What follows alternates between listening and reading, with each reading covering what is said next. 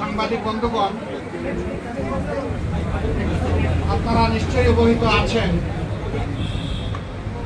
যে গত কয়েকদিন ধরে বাংলাদেশে কিছুটা অস্বাভাবিক অবস্থা বিরাজ করছিল।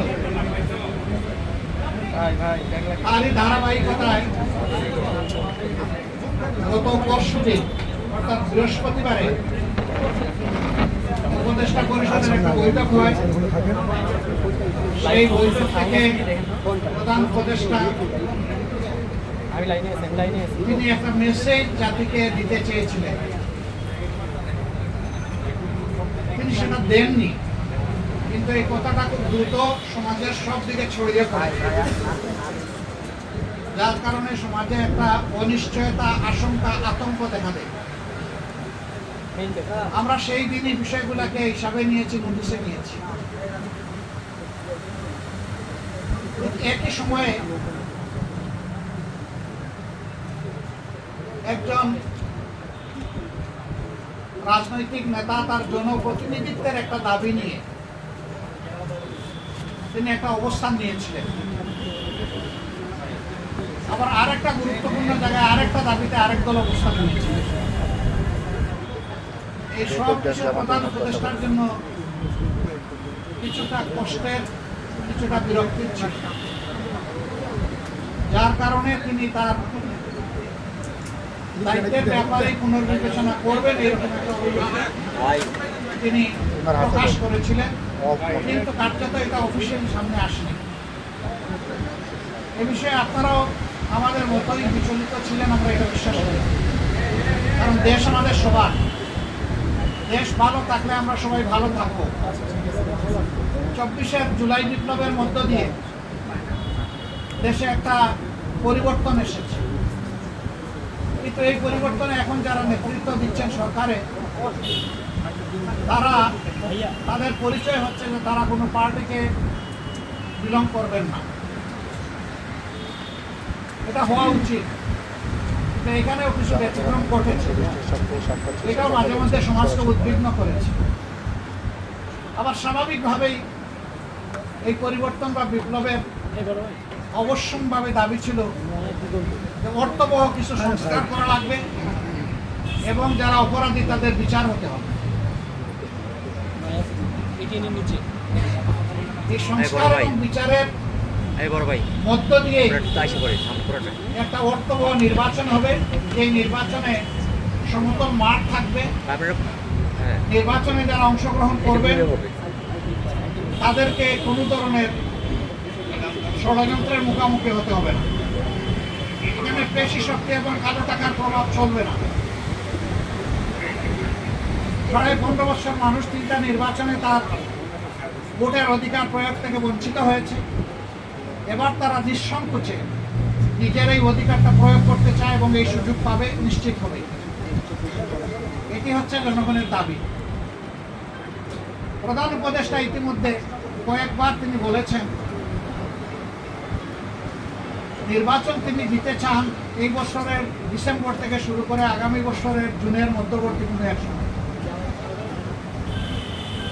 কিন্তু তিনি সুনির্দিষ্ট কোনো রোডম্যাপ দেন, কোনো মাস সপ্তাহ তিনি ঘোষণা করেন। এটাকে কেন্দ্র করে বিভিন্ন ধরনের দাবি নির্বাচনের রোডম্যাপের ব্যাপারে আছে। আমাদেরও কিছু রিকমেন্ডেশন ছিল, আমরা তার প্রতি সম্মান রেখেই বলেছিলাম যে দায়িত্ব আমরা সবাই মিলে তাকে দিয়েছি, তিনি চেয়ে নেন এবং তিনি দলের পক্ষ থেকেও নির্বাচিত কোনো দায়িত্বশীল নেতা নন, বরঞ্চ তিনি জনগণের ঐক্যমতের ভিত্তিতে এই জায়গাটায় একটা গুরুবার তিনি গ্রহণ করেছেন। তাকে আমরা তার সম্মান বজায় রেখে দেশের স্বার্থটা তিনি দেখবেন, সেটা আমরা সবসময় বলে আসছি।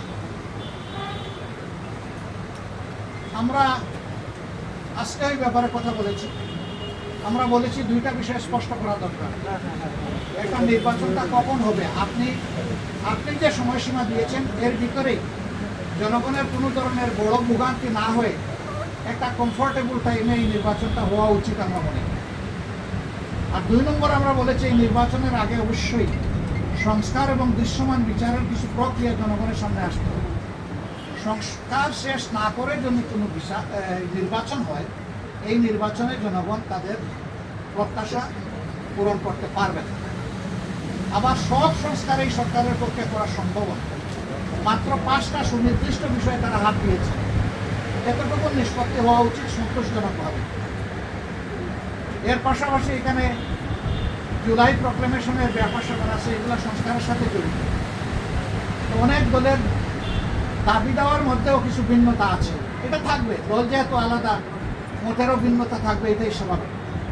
গণতন্ত্রের সৌন্দর্য হচ্ছে আমার মতটি আমি প্রকাশ করব, আরেকজনের মতের প্রতি আমি শ্রদ্ধা দেখাব। আমি কারো মতকে তুচ্ছ জ্ঞান করবো না, উপহাস করবো না, এবং কাউকে অপমানিত করবো না। কিন্তু আনফর্চুনেটলি এই সীমা আমরা অনেকেই রক্ষা করে চলতে পারি না, আমাদের পারা উচিত। গণতন্ত্রের স্লোগান হচ্ছে let us agree to disagree.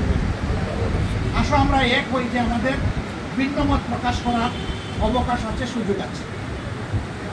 এই থিওরির উপর আমাদের সকলকে আসতে হবে। আমরা বিশ্বাস করি সমস্ত দলই দেশকে ভালোবাসে। ভালোবাসার জায়গা থেকে দায়িত্ববোধের পরিচয় দিয়ে আমরা সবাই যদি এগিয়ে আসি এবং আমরা যদি সংস্কার প্রক্রিয়াকে অর্থবহ সহযোগিতা করি, তাহলে একটা অর্থবহ সংস্কারের মধ্য দিয়ে একটা অর্থবহ নির্বাচন নিশ্চিত হতে পারে ইনশাআল্লাহ।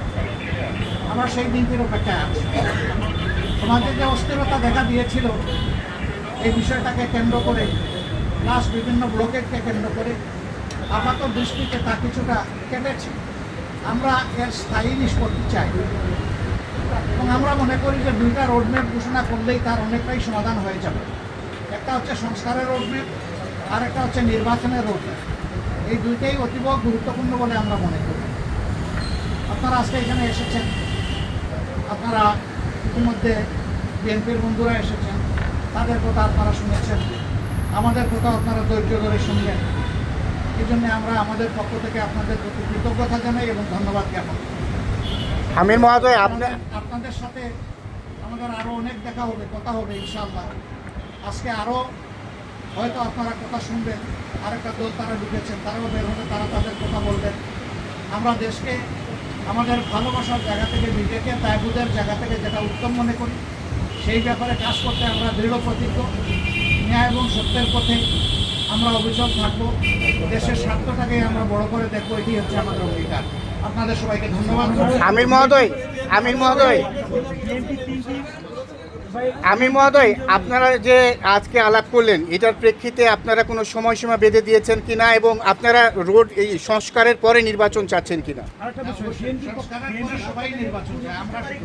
না না না, এর আগের দল বলেছে যদি তারা ক্ষমতায় যায় তাহলে তারা সংস্কার কন্টিনিউ করবে এবং আওয়ামী লীগের বিচার কন্টিনিউ করবে। আপনারা কি সংস্কারের পরে নির্বাচন? কখনো কখনো বললে তারা কিন্তু বারবার এখনো বলছে যে আমরা সংস্কারের বিরোধী নই, তবে নির্বাচনের রোডম্যাপটা আমরা চাই সুনির্দিষ্টভাবে, সেটা তো আমরাও চাই। কিন্তু আমরা কোনো সময় বেঁধে দিই, আমরা কমফোর্টেবল 2টা টাইম আপনাদের মাধ্যমে এই জাতিকে জানিয়েছি।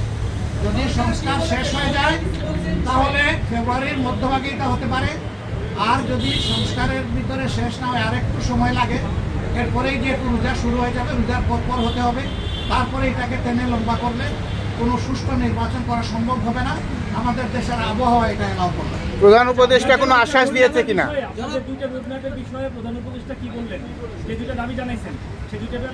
প্রধান উপদেষ্টা কি বলেছেন? গভীর মনোযোগ সহকারে শুনেছেন এবং আমাদের এটা আস্থা হয়েছে যে তিনি বিষয়টাকে ইতিবাচকভাবে নিয়েছেন। আপনারা কি তিনজন উপদেষ্টা পদত্যাগ চান বা তাদের পদত্যাগ চাওয়াটাকে আপনারা কিভাবে দেখেন? তারা বলছে নির্বাচনে বা সরকারের নিরপেক্ষতার জন্য তাদের পদত্যাগ করা দরকার। পদত্যাগ চাইলো বিএনপি আর জামাতে ইসলামী। না, এটা উপদেষ্টা বডি সংস্কারের বিষয়ে আপনাদের মতামত কি? তারা যারা পদত্যাগ চেয়েছেন এই ব্যাপারে তারাই ব্যাখ্যা না, করবেন। উপদেষ্টা বডি সংস্কারের বিষয়ে আপনাদের মতামত কি? সরকারের নিরপেক্ষতা নিয়ে কোনো প্রশ্ন আছে কিনা? এই সময় আমরা যখন ওই রকম প্রয়োজন অনুভব করব তখন আপনাদের না, মাধ্যমে উপদেষ্টা বডি সংস্কারের বিষয়ে আপনাদের মন্তব্য। মিটিংয়ের মাধ্যমে কি অস্থিরতা দূর হবে মনে করছেন? এই যে অস্থিরতার অবস্থা বিরাজ করছে, আপনারা আমরা আশাবাদী কতটুকু দূর হবে মনে করছেন? পুরোটাই দূর হবে ইনশাআল্লাহ। আমি আরেকটা বিষয়, দাদা, এটা হচ্ছে আজকে প্রধান উপদেষ্টা আপনাদের ডেকেছিলেন, আপনারা উইলিংলি আসেন নাই। আপনারা এগুলো বিএনপি এবং আপনি আপনাদের কথা বলেছেন, কিন্তু সরকার বা প্রধান উপদেষ্টা আপনাদের কেন ডেকেছিল, কি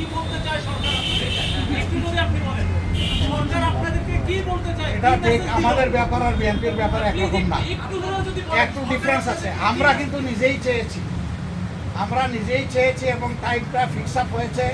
কালকে আপনারা সংবাদ মাধ্যমে এটা অলরেডি জানতে পেরেছেন। সরকার কি মেসেজ দিল? হ্যাঁ, সেটা আমি পরে আসতেছি। ওনার দাওয়াত আমরা পেয়েছি, এটা অস্বীকার করবো না, কিন্তু এর আগে আমরাই চেয়েছি এবং আমাদের চাওয়ার প্রেক্ষিতেই আজকে সন্ধ্যা 6টায় এই সময়টা নির্ধারিত হয়েছিল। আমাদের অন্য একটা দলীয় কর্মসূচি থাকার কারণে আমরাই চেয়েছিলাম যে আমাদেরকে আরও 2 ঘন্টা পিছিয়ে দেওয়া হবে। আমাদের অনুরোধের প্রেক্ষিতেই 8টা ফিক্স করা হয়েছিল, যদিও 8টায় আমরা শুরু করতে পারি নাই, একটু পরে আমরা শুরু করেছি। উনি থেকে এইটুকুই বলেছেন, দেশ আমাদের সবার, আমি অবশ্যই অর্থবহ, সুষ্ঠু, স্বচ্ছ একটা নির্বাচন দিতে চাই। আমি যেন তেন কোনো নির্বাচন দিতে চাই না এবং তিনি আমাদের কথা মনোযোগভাবে শুনেছেন আর বলেছেন যে আপনাদের পরামর্শগুলো আমি প্রয়োজন মনে করি, আপনারা যে পরামর্শ দেবেন অবশ্যই আমি এগুলা কনসিডারেশন নেব, অন্যদের কথাও আমি শুনবো এবং আগামীকালকেও তিনি আরও অনেকগুলা দলকে দাওয়াত দিচ্ছেন, তাদের কথাও তিনি শুনবেন। সবার কথা শোনার পরে তিনি আশা করি তার একটা সিদ্ধান্ত তিনি ম্যাচিউর করবেন। সবাই উপদেষ্টা বডি সংস্কারের বিষয়ে